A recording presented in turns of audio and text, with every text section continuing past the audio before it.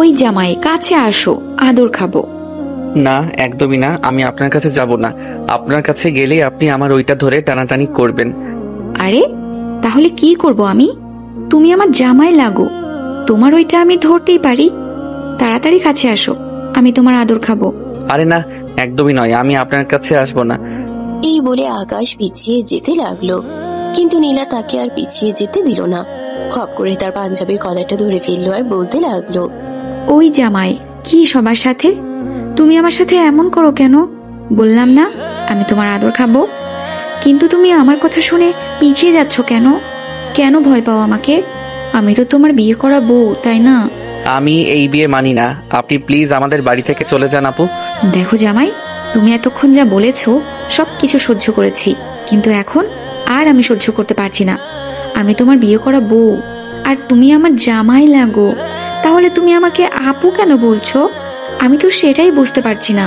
প্রথমত আপনি আমার বয়সে বড়, দ্বিতীয়ত আপনি আমার বড় বোনের বান্ধবী, তাই আপনাকে তো আমি আপুই বলবো, তাই না? উফ, তুমি আমার মাথাটা গরম করো না। আমি তোমার বোনের বান্ধবী, কিন্তু তোমার বোন নই। আমি তোমার বিয়ে করা বউ, এটা তোমাকে মাথায় রাখতে হবে। আমি পারবো না, প্লিজ আপনি আমাকে ক্ষমা করুন। আর আপনি যত তাড়াতাড়ি আমাদের বাড়ি থেকে চলে যাবেন আমি ততই খুশি হব। আমি আপনাকে এখানে একদম সহ্য করতে পারছি না, প্লিজ আপনি এখান থেকে চলে যান। এই বলে আকাশ নীলাকে কোনো রকমে ধাক্কা দিয়ে সেখান থেকে সরিয়ে সোজা ওয়াশরুমের ভিতরে ঢুকে গেল। নীলা আকাশের এসব বোকামি আর সহ্য করতে পারছে না। একটা ছেলে কতটা বোকা হলে নিজের বিয়ে করা বউকে আপু বলতে পারে, এটাই ভাবছিল নীলা। এদিকে আজ তার বাসর রাত, আর আকাশ তার কাছেই আসছে না, উল্টো ওয়াশরুমের ভিতরে ঢুকে বসে আছে। নীলা কি করবে কিছুই বুঝতে পারছে না। তখনই হঠাৎ দরজায় কিভাবে জন্য করলো নীলার আগে ফুসফুস করতে করতে দরজাটা খুলে দিল। আর দরজা খুলে বাইরে দেখতে পেল আকাশের বড় বোন তিশা সেখানে দাঁড়িয়ে আছে। নীলা তিশাকে দেখা মাত্রই বলতে লাগলো, আরে দোস্ত, এটা কি? আমি তো সেটাই বুঝতে পারছি না। আমি তার বিয়ে করা বউ, অবশেষে আমাকে আপু বলছে, আর এখন ভয়ে ওয়াশরুমের ভেতরে গিয়ে বসে আছে। কি করব? তুই আমাকে বল। এখন এসব কথা আমাকে কেন বলছিস? আমি তো তোকে আগেই বলেছিলাম আমার ভাই তোকে নিজের বউ হিসেবে কখনোই মেনে নিতে পারবে না, কিন্তু তুই তো তখন আমার কোনো কথাই শুনলি না। তুই আমার ভাইয়ের উপর ক্রাশ খেয়ে বসে আছিস। আরে ভাই, তোর বাড়িটা অনেক কিউট তো। আমি কি করব তোর ভাইকে দেখে ক্রাশ খেয়ে গেলে? ওই কিউট ধুয়ে ধুয়ে তুই পানি খা। আমি মনে মনে এরকম কিছু একটাই ভাবছিলাম, তাই তো দেখতে পেলাম এখানে কি চলছে। যাই হোক, তোদের যা ইচ্ছে তোরা তাই কর, তাতে আমার কিছুই যায় আসে না। আমি গেলাম। এই বলে তিশা তক্ষণি সেখান থেকে চলে গেল। আর এদিকে নীলা বিছানার উপর বসে বসে অপেক্ষা করতে লাগলো কতক্ষণে আকাশ ওয়াশরুম থেকে বের হবে আর সে তার কাছে গিয়ে ভালোবাসা কেড়ে নেবে। কিন্তু মিনিট পেরিয়ে ঘন্টায় পৌঁছালো, আকাশ ওয়াশরুম থেকে বের হয় না। নীলা অধৈর্য হয়ে ওয়াশরুমের দরজায় নক করতে থাকে আর বলতে থাকে, এই আকাশ, আকাশ, কি হলো তোমার? তুমি কি ওয়াশরুমের ভেতর ঘুমিয়ে পড়েছো নাকি? তাড়াতাড়ি ওয়াশরুম থেকে বের হও। আমি সে কখন থেকে তোমার জন্য অপেক্ষা করছি। আমি ওয়াশরুম থেকে বের হব না, কারণ আমি খুব ভালো করেই জানি আমি ওয়াশরুম থেকে বের হলে আপনি আমার ওইটা ধরে টানাটানি করবেন, ওটাতে হাত দিবেন, মুখ লাগাবেন। আমি বের হব না, আমি কোনোভাবেই নিজের উপর রিস্ক নিতে চাই না। দেখো আকাশ, আমি তোমাকে শেষবারের মতো বলছি, ওয়াশরুম থেকে বের হয়ে আসো। তা না হলে আমার চাইতে খারাপ কিন্তু আর কেউ হবে না, এটা তোমাকে বলে দিচ্ছি। আমাকে যত যাই কিছু বলো না কেন, আমি একদম ওয়াশরুম থেকে বের হব না। সেটা তো আমি তোমাকে বলেই দিয়েছি, কারণ আমি ভালো করেই জানি ওয়াশরুম থেকে বের হলে বিপদ আমার ঘাড়ের উপর চেপে বসবে। ও আচ্ছা, ঠিক আছে, কোনো সমস্যা নেই। তুমি যখন ওয়াশরুম থেকে ইচ্ছাকৃতভাবে বের হবে না, তাহলে আমি ওয়াশরুমের দরজাটা ভেঙে তারপরেই তোমাকে ওয়াশরুম থেকে বের করব। আর তারপর আমি দেখি তুমি কিভাবে ওয়াশরুমের ভেতর ঢুকে থাকো। এই বলে নীলা শরীরের সমস্ত শক্তি দিয়ে ওয়াশরুমের দরজায় একটা লাথি দিল আর দরজাটা সঙ্গে সঙ্গেই ভেঙে গেল। আকাশ তো ভয়ে একদম কাচুমাচু হয়ে আছে, একদম জড়সড় হয়ে ওয়াশরুমের এক প্রান্তে দাঁড়িয়ে আছে। সে কি বলবে কিছুই ভেবে পাচ্ছে না। এদিকে নীলার অগ্নিদৃষ্টি তাকে পুড়িয়ে দিচ্ছে। নীলার দিকে এমন ভাবে তাকিয়ে আছে যেন তার চোখে আগুন দিয়ে পারলে আকাশকে এক্ষুনি পুড়িয়ে মারে। কিন্তু সে তারপরেও নিজেকে একটু সংযত করে আকাশের হাতটা ধরে এক টান দিয়ে রুমের ভিতরে নিয়ে আসে আর আকাশকে ধাক্কা দিয়ে বিছানার উপর ফেলে দেয়। আকাশ নিজেকে সামলে নিয়ে যেই না উঠে বসতে চাইছিল, তখনই আবারও নীলা তাকে ধাক্কা দিয়ে বিছানার উপর ফেলে দেয় আর তার বুকের উপর উঠে বসে।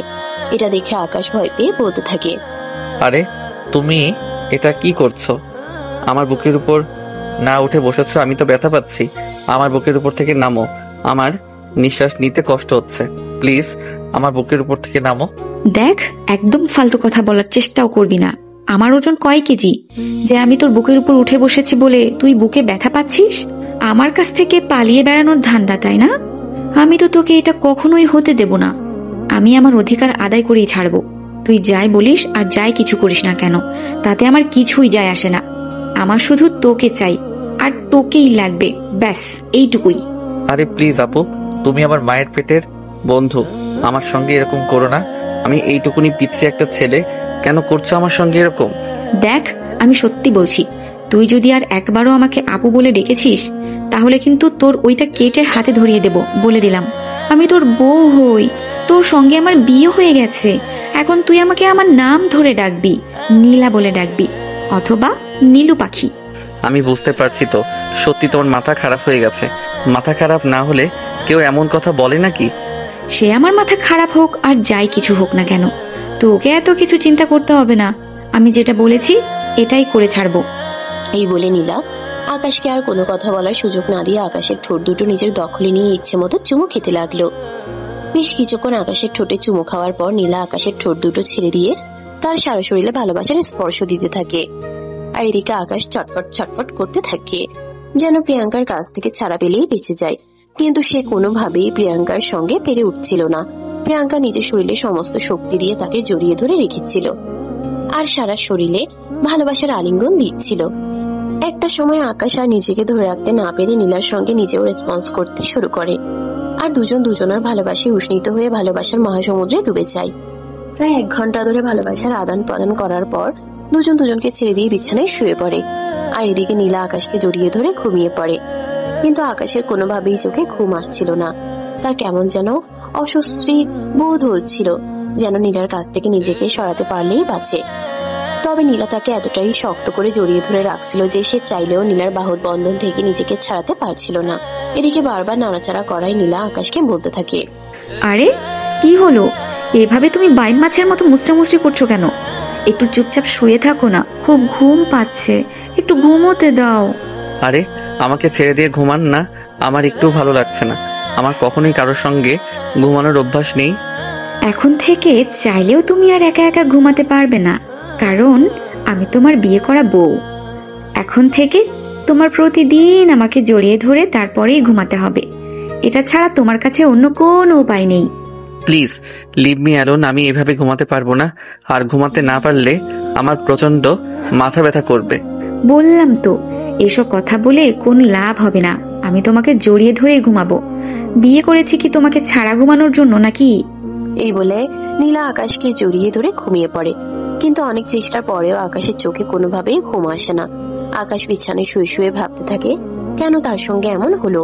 সে তো এরকম কিছু হোক এমনটা কখনো কল্পনাও করেনি। বরঞ্চ সে অন্য একটা মেয়েকে পছন্দ করতো যে তার কলেজে পড়ে, তার সঙ্গে একই ক্লাসে। মনে মনে এমনটাই ভেবে রেখেছিল পড়াশোনা শেষ করে তারপর এই মেয়েটাকে বিয়ে করবে। কিন্তু হুট করে তার সঙ্গে এমন কিছু হবে এটা তার কল্পনার বাইরে ছিল। কি ভাবছেন আপনারা, বুঝতে পারছেন না তো? ঠিক আছে, চলুন ফ্ল্যাশব্যাক থেকে ঘুরে আসি আর সম্পূর্ণ বিষয়টা আপনাদেরকে খুলে বলি। আমাদের গল্পের নায়িকা নীলা আর আমাদের গল্পের নায়ক আকাশের বড় বোন তিশা দুজনে একই ভার্সিটিতে পড়াশোনা করত। এর মধ্যে হঠাৎ করেই পারিবারিকভাবে বিয়ের সম্বন্ধ দেখা হয় তিশার। কথা বলার এক পর্যায়ে তিশার বিয়ে ঠিক হয়ে যায়। ছেলে ইউরোপ প্রবাসী, ওখানে সিভিল ইঞ্জিনিয়ারিং এ চাকরি করে। ছেলে ভালো এবং ভালো চাকরি করে, সেজন্য তাড়াতাড়ি বিয়ের কাজটা সেরে ফেলতে চায় দুই ফ্যামিলি থেকে।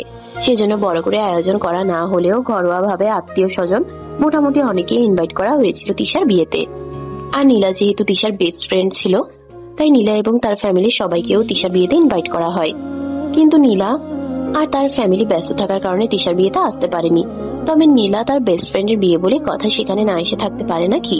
নীলা গায়ে হলুদের আগের দিনেই তিশাদের বাড়িতে চলে আসে। বলা চলে তিশা নিজেই গিয়ে নীলাকে নিয়ে এসেছিল তাদের বাড়িতে। ঘটনার সূত্রপাত সেখান থেকেই শুরু হয়। তিশা রুমে বসে নীলার সঙ্গে গল্প করছিল, তখনই হঠাৎ করে তিশা নীলাকে বলতে থাকে, দোস্ত একটা কাজ কর, পাশের রুমে আমার ছোট ভাই আছে, ওকে একটু বলে আয় তো। কুরিয়ারের লোক এসেছে, বাড়ির গেটের সামনে আমার একটা পার্সেল আছে, ওটা রিসিভ করে নিয়ে আসতে। আচ্ছা ঠিক আছে দোস্ত, কোনো সমস্যা নেই, তুই একটু ওয়েট কর, আমি এখনই বলে আসছি। এই বলে নীলা তিশা রুম থেকে বের হয়ে পাশের রুমের দিকে। বাবার রুমের দরজা যেহেতু খোলা ছিল, তাই সে আর নক না করেই রুমের ভিতর চলে আসে। আর তারপর যা দেখে তার জন্য সে মোটেও প্রস্তুত ছিল না। কে আপনি? আমি কে সেটা পরে বলছি, আগে তো নিজের কাপড় চোপড় ঠিক করো। আকাশ কোন রকমের টাওয়ালটা নিজের শরীরে পেঁচিয়ে নিল, আর তারপর বলতে লাগলো, আপনি কেমন অসভ্য মেয়ে মানুষ বলেন তো, কারোর রুমে নক করা ছাড়াই ঢুকে পড়েছেন। দরজা খোলা ছিল, তাই তো নক না করে ভিতরে ঢুকে পড়েছি, কিন্তু আমি কি করে জানবো রুমের ভিতরে এসব কিছু হচ্ছে? কেউ একজন কাপড় চোপড় খুলে নাচানাচি করছে। আমি যদি জানতাম তাহলে তো এই রুমে আমি কখনোই প্রবেশ করতাম না। এই যে ম্যাডাম দেখুন, এটা আমার পার্সোনাল রুম, এই রুমে কখনো নক না করে কেউ প্রবেশ করে না। যদি নিতান্তই কারো এই রুমে প্রবেশ করার প্রয়োজন পড়ে, তাহলে সে আমার অনুমতি নিয়ে তারপরেই রুমে প্রবেশ করে। সেটা আপনার বাড়ির মানুষের ব্যাপার, আমার ব্যাপার নয়। আমি আপনাদের বাড়ির কেউ নই, আর আপনাদের বাড়ির নিয়মকানুন কোনো কিছু জানিও না। আচ্ছা ঠিক আছে, এখন বলুন আপনি কে, আর এখানে কেন এসেছেন? আমাকে তিশা এই রুমে পাঠিয়েছে। সে বলল এই রুমে নাকি তার ছোট ভাই থাকে, আর তাকে বলতে তিশার একটা পার্সেল এসেছে। বাড়ির গেটের বাইরে কুরিয়ারের লোক এসেছে, ডেলিভারি ম্যান দাঁড়িয়ে আছে, ওখান থেকে নিয়ে আসতে বলেছে। ও আচ্ছা ঠিক আছে, সমস্যা নেই, আপনি চলে যান, আমি পার্সেল এনে আপুর কাছে পৌঁছে দেব। ও আচ্ছা, তাহলে আপনিই তিশার সেই ছোট ভাই? সেই বলে নীলা আকাশের দিকে ফিরে তাকায়। আকাশকে দেখে সে যেন চোখের পলক ফেলতে ভুলে গেছে, অবলোক দৃষ্টিতে আকাশের দিকে তাকিয়ে আছে। তাকে দেখে এমন মনে হচ্ছে যেন এই জীবনে প্রথমবার ছেলে মানুষ দেখছে। একদম হাঁ হয়ে আছে। এটা দেখে আকাশ বলতে লাগলো, এই যে ম্যাডাম, কি ব্যাপার, আপনি এভাবে হা করে আমার দিকে তাকিয়ে আছেন কেন? মনে হচ্ছে চোখ দিয়ে গিলে খেয়ে ফেলবেন, আপনার মুখ দিয়ে মাছি ঢুকবে তো। আকাশের কথায় কিছুটা লজ্জা পায় নীলা, আর তখনই নিজের মুখটা বন্ধ করে নিয়ে বলতে থাকে, হাউ সুইট, কি হ্যান্ডসাম তুমি দেখতে। হ্যাঁ আমি জানি আমি দেখতে কেমন, আপনাকে আমার সংজ্ঞা দিতে হবে না। আপনি রুম থেকে বের হয়ে যান, আমি কাপড় চেঞ্জ করব, আর তারপর এই পার্সেল আনতে যাব। বিশ্বাস করো, সত্যি বলছি, প্রথম দেখাতেই আমি তোমার প্রেমে পড়ে গেছি। ভালোবাসবে আমায়? আরো সিরিয়াসলি ম্যাট, প্লিজ আপনি আমার রুম থেকে বের হয়ে যান, আপনার মতো পাগল মেয়ের সঙ্গে কথা বলার কোনো ইচ্ছা আমার নেই। এই বলে আকাশ নীলাকে কোনো কথা বলার সুযোগ না দিয়ে আলমারি থেকে একটা টি শার্ট আর আরেকটা প্যান্ট বের করে নিয়ে ওয়াশরুমের ভিতরে ঢুকে গেল, আর তারপর কাপড় চোপড় চেঞ্জ করে আবার রুমে চলে আসে। কিন্তু রুমে আসার পর তখনও দেখতে পায় নীলা সেখানেই দাঁড়িয়ে আছে। নীলাকে তখনও সেখানে দাঁড়িয়ে থাকতে দেখে আকাশ বলতে থাকে, কি ব্যাপার, আপনি এখনো এখানে দাঁড়িয়ে আছেন কেন? আপনি কি কানে শুনতে পান না নাকি? আমি আপনাকে কি বললাম, পার্সেল এনে আমি নিজ দায়িত্বে পৌঁছে দেব। ওহে সুদর্শন পুরুষ, আমি তো এখানে পার্সেলের জন্য দাঁড়িয়ে নেই, আমি তো তোমার জন্য দাঁড়িয়ে আছি। তোমার ওই রাঙা ঠোঁট দুটো আমায় খুব টানছে, ইচ্ছে করছে একটু ভালোবাসার স্পর্শ নিতে। নীলার এমন কথায় ভীষণ ভাবে রেগে যায় আকাশ, আর বলতে থাকে, আপনি মেয়ে নাকি রোবট আমি বুঝতে পারছি না, একটা মেয়ে হয়ে একটা ছেলেকে এসব কথা বলতে আপনার একটু লজ্জা করছে না? এখনই চুপচাপ আমার রুম থেকে বের হয়ে যান, তা না হলে কিন্তু খারাপ কিছু হয়ে যাবে, বলে দিলাম। আমাকে ভয় দেখিয়ে কোনো লাভ নেই হিরো, আমি তোমাকে প্রথম দেখায় ভালোবেসে ফেলেছি, তোমাকে আমার চাই। সত্যি বলছি, আপনি যে পাগল হয়ে গেছেন এটা আপনার বাড়ির লোকেরা মনে হয় এখনো বুঝতে পারিনি, যদি বুঝতেই পারতো তাহলে এতক্ষণে আপনাকে পাবনা পাঠিয়ে দিত।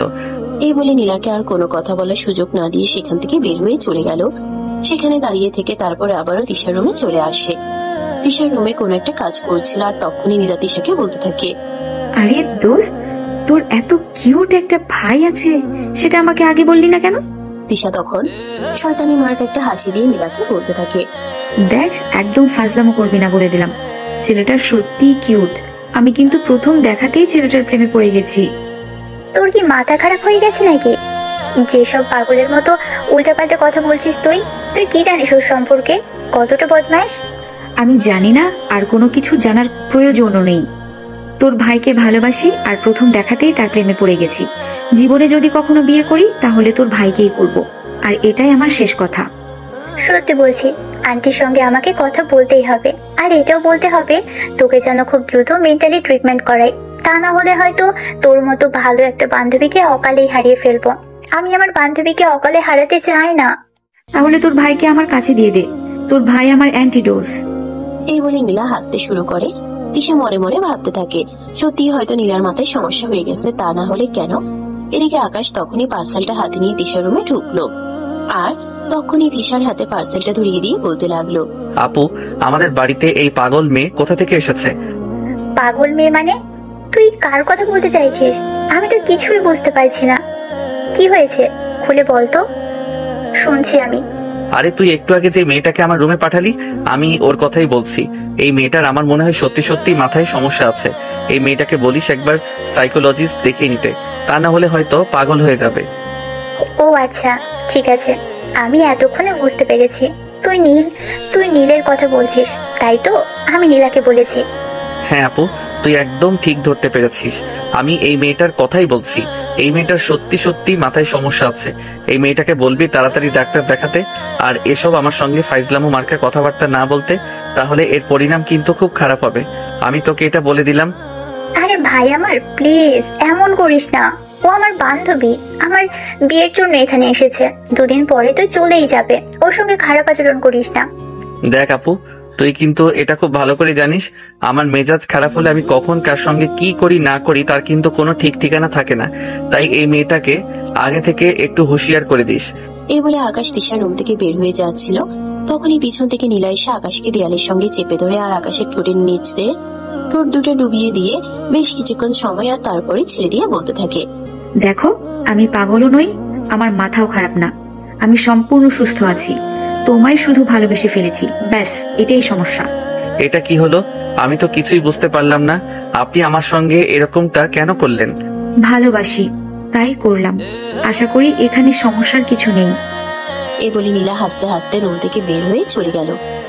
আর এদিকে তিশা আর আকাশ দুজনে স্তব্ধ হয়ে সেখানে দাঁড়িয়ে আছে। ঘটনা এতটাই দ্রুত ঘটে গেল যে তারা বুঝতেই পারলো না কি থেকে কি হয়ে গেল। নীলা রুম থেকে বের হয়ে চলে যাওয়ার পর তিশা আকাশকে বলতে লাগলো, ভাই প্লিজ, যা হয়েছে ভুলে যা, এটা আর কারোর সঙ্গে বলিস না। ও আমার বান্ধবী, আমি ওকে বুঝিয়ে বলবো। আচ্ছা ঠিক আছে, কোনো সমস্যা নেই। সে তো তোমার বান্ধবী বলে আমি ছেড়ে দিলাম, কিন্তু তা না হলে ওর এমন পরিণাম করতাম যেটা তুমি কল্পনাও করতে পারবে না। তবে একটা কথা তোমায় বলে যাচ্ছি, এই পাগল মেয়েকে বলে দিও নেক্সট স্টেজ যেন আমার কাছে লাগতে না আসে, তাহলে এর পরিণাম খুব খারাপ হবে। এই বলে আকাশও রুম থেকে বের হয়ে চলে গেল। আর তখনই তিশার মোবাইলে একটা কল আসে। তিশান নাম্বারটা দেখে নিল, দেখতে পেল তার হবু হাজবেন্ড তাকে ফোন করেছে। তাই সে ফোনটা রিসিভ করলো আর তখনই ব্যালকনিতে চলে আসলো।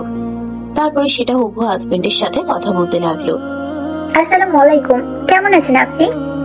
ওয়ালাইকুম আসসালাম। এই তো আলহামদুলিল্লাহ, আল্লাহর রহমতে ভালোই আছি। আর তোমাকে না বললাম আমাকে তুমি করে বলবে? তাহলে তুমি আমাকে আপনি করে কেন কথা বলছো এখনো? বললাম না আপনাকে আমার তুমি করে কথা বলতে লজ্জা করে। এখনো তো আমাদের বিয়েটাই হয়নি, আগে আমাদের বিয়েটা হোক, তারপর না হয় আমি আপনাকে তুমি করে বলবো। আরে বাবা, বিয়ে হয়নি তো কি হয়েছে? আর তো মাত্র 2 দিন, তারপর তো আমাদের বিয়ে হয়ে যাবে। তুমি সারা জীবনের মতো আমার হয়ে যাবে, আর তারপর আমাকে তুমি করেই তো বলতে হবে। তাই বলছি এখন থেকে প্র্যাকটিস করো, তাহলে পরে আর কোনো ঝামেলা হবে না। আমাকে কিছু প্র্যাকটিস করতে হবে না, সময়ের সাথে সাথে সবকিছুই ঠিক হয়ে যাবে। কারণ আমরা মেয়ে মানুষ না, আমরা সব রকম পরিস্থিতিতে নিজেকে মানিয়ে নেওয়ার মতো ক্ষমতা রাখি। I hope you better understand what I say. Yes madam, I understand what you say. তা আমার মহারানী কি করছেন এখন? কি আর করবো, এই তো রুমে বসেছিলাম, বাইরে সবাই কাজ করছে, কিন্তু আজ তো আর আমাকে কেউ কোনো কাজই করতে দিবে না, তাই বসে বসে মশা মারা ছাড়া আর তো আমার কোনো কাজ নেই। তাহলে আমি তোমার কাছে চলে আসি, দুজনে মিলে গল্প করব আর খুব সময় কাটাবো। আই, আপনার কি মাথা খারাপ হয়ে গেছে নাকি? কি সব ফালতু কথা বলছেন? এখন আপনার সঙ্গে আমার বিয়েটাই হয়নি, আর আপনি আমার কাছে চলে আসবেন মানে? বিয়ে হয়নি তো হয়েছে, বিয়ে তো হবে। আর আমি আমার হবু বউয়ের সঙ্গে যখন মন চায় তখন দেখা করতেই পারি, সেখানে তোমার বাধা দেওয়ার কোনো অধিকার নেই, বুঝতে পেরেছো? ও আচ্ছা, তাই বুঝি। কিন্তু আমি যদি আপনার সঙ্গে দেখা না করি, আপনার সঙ্গে কোনো কথা না বলি, তাহলে তখন আপনি কি করবেন? সেটা সময় হলে দেখা যাবে, সেটা নিয়ে তোমাকে চিন্তা করতে হবে না। আমি আসছি, তুমি রেডি থাকো, তোমাকে নিয়ে ফুচকা খেতে যাব। এদিকে শুভর এমন কথায় কিছুটা লজ্জা পায় আর কিছুটা ভয় পায় তিশা, কারণ এখনো তাদের বিয়েটাই হয়নি। এখন যদি সে শুভর সঙ্গে বাসার বাইরে বের হয়, আর এটা লোকজন জানলে কি হবে। এটাই রুমে বসে মনে মনে ভাবছিল তিশা। তখনই নীলা রুমের ভিতর প্রবেশ করে আর তিশাকে বলতে থাকে, কি ব্যাপার, আমার বান্ধবীর আবার কি হলো? আমি তো সেটাই বুঝতে পারছি না।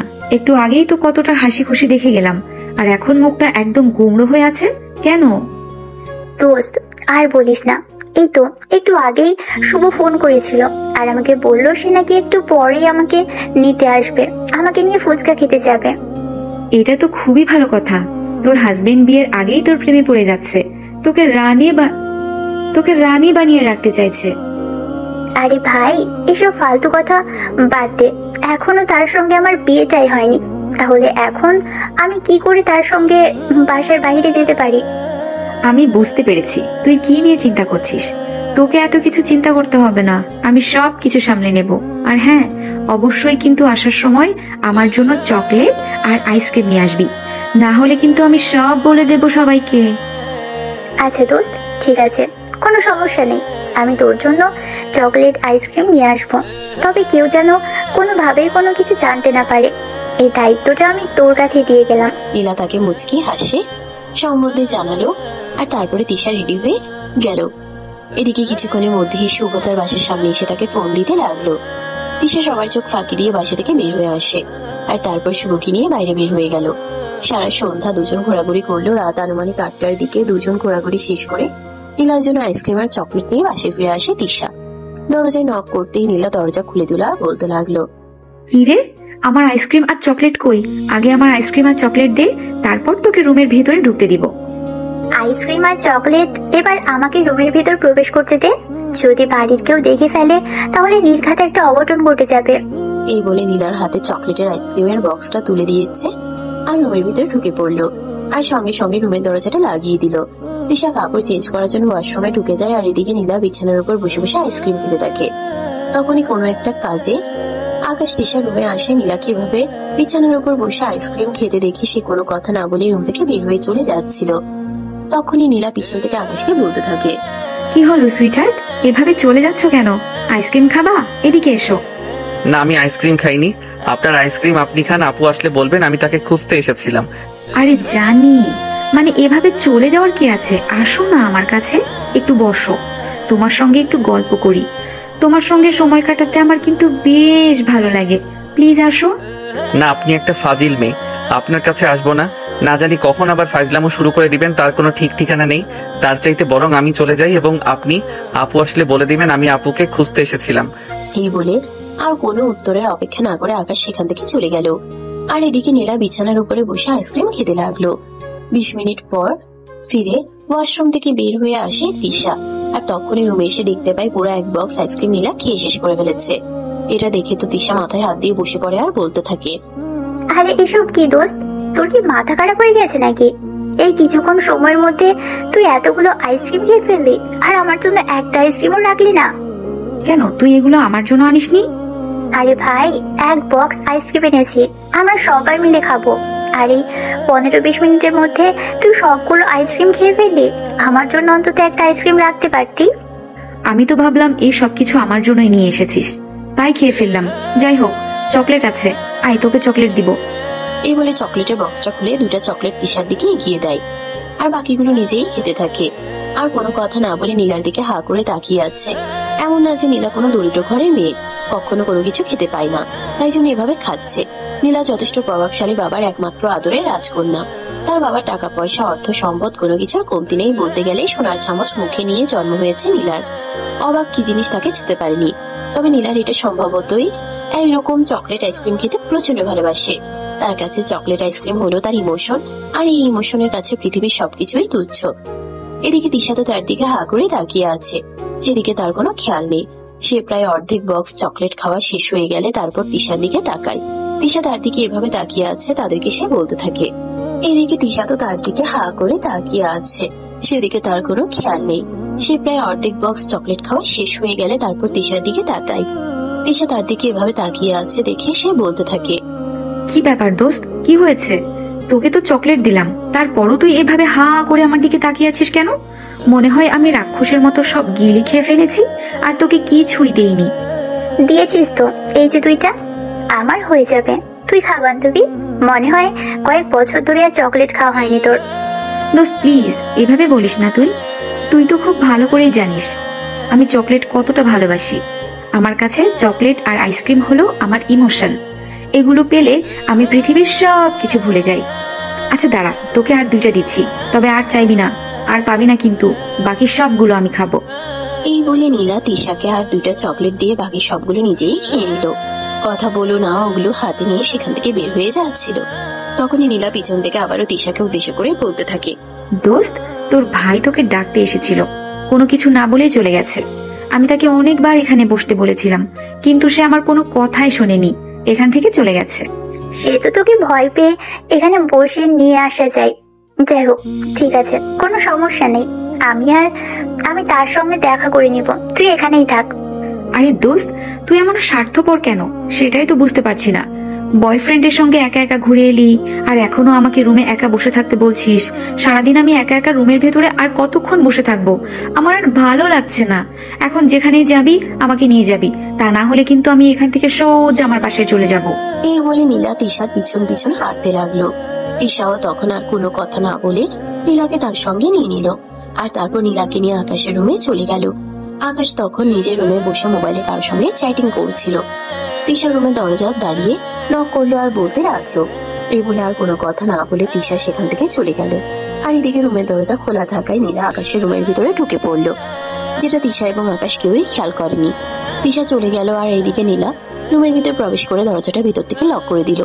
এটা দেখে আকাশ বলতে লাগলো, কি ব্যাপার ভাই, কি হলো? তুই নাকি আমাকে ডাকতে গিয়েছিলি, কিছু হয়েছে নাকি? সেরকম কিছুই হয়নি। আমি আমার কিছু বন্ধু বান্ধবকে দাওয়াত দিয়েছি, তারা আসবে, তাই তোমাকে বলতে গেছিলাম। ও আচ্ছা, ঠিক আছে, এটা তো তুমি ভালো ব্যাপার।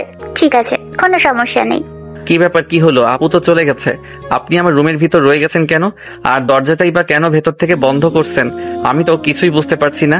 প্লিজ আপনি এখান থেকে চলে যান, এখানে আর এক মুহূর্ত থাকবেন না। আপনাকে আমার একদমই সহ্য হয় না। আমাকে তোমার সহ্য হলেও আমার কিছু আসে যায় না, আমাকে তোমার সহ্য না হলেও আমার কিছু যায় আসে না। যে কোনো কিছুর বিনিময়ে তোমাকে আমার চাই, এটাই আমার শেষ কথা। আমি আর কোনো কথা শুনতে চাই না।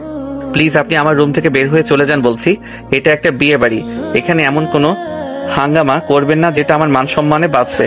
তাছাড়া কিছুক্ষণ পরে আমার বন্ধুরা এখানে আসবে। আমার বন্ধুরা এসে যদি আপনাকে আমার সঙ্গে একই রুমে দেখে, তাহলে তারা কি ভাববে একবার বুঝতে পেরেছেন? কি আর ভাববে? মনে মনে ভাববে আমি তোমার বিয়ে করা বউ, তাই যে তোমার সঙ্গে এক রুমে রয়েছি। আপনি সত্যি একটা পাগল। এখনো কোনো কথা না বলে চুপচাপ রুম থেকে বের হয়ে চলে যান, তা না হলে কিন্তু আমি আপনাকে আর এখানে থাকতে দেব না। আপুকে বলে আপনাকে এই বাড়ি থেকে বের করে দেওয়ার ব্যবস্থা করব, কারণ আপনি একদম ধৈর্যের সীমা অতিক্রম করে ফেলছেন। সেই সব করে কোনো লাভ হবে না, কারণ তোমার বড় বোন আমার বেস্ট ফ্রেন্ড, সে কখনোই আমাকে ছাড়া এই বিয়েটা করবে না। আমি যদি এই বিয়েতে না থাকি তাহলে হয়তো এমনও হতে পারে সে এই বিয়ের আসর ছেড়ে চলে যাবে। তখন কেমন হবে?